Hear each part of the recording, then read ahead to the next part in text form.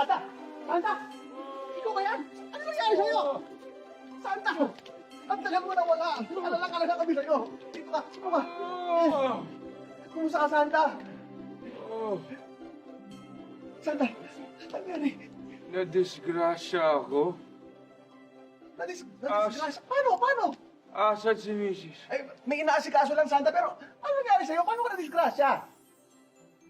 Habang umiikot ako sa mundo para mamigay ng aginaldo, bumangga sa isang mataas na tower si Rudolph.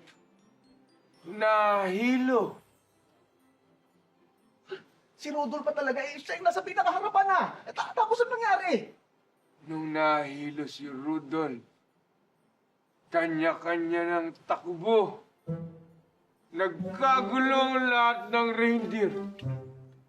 Kanya-kanyang direksyon ng lipad. Tapos ano nangyari, Santa?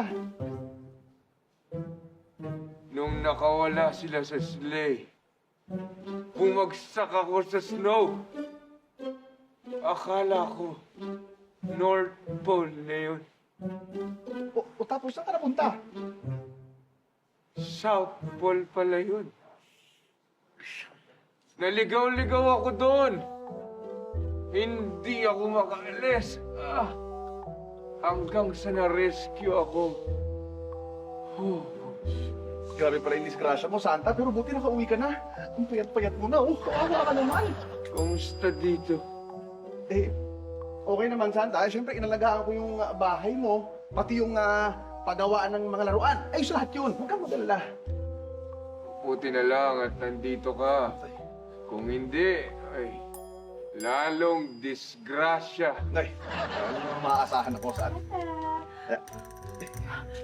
Asawa ko! Mrs. Dito ka na.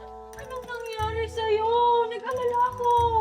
Na-disgrasya ako. Disgrasya, alalang-alala kami. Isang taon ka nawala. Ha? Isang taon na pala yun. Oo. Wala man lang kaming kaalam-alam na na-disgrasya ka pala. Abay, teka. Kung isang taon na yun, abay, bakit may baby ka? Ito? Anak natin to. Buntis ako nung umalis ka. Ano? Buntis? Ha? Oo. Abay, patingin nga. Patingin ako.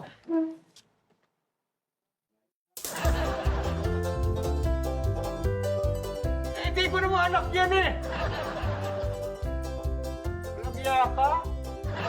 Ha? Ikaw ang kamukha eh.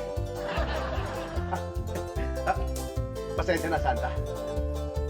Na-disgrasya.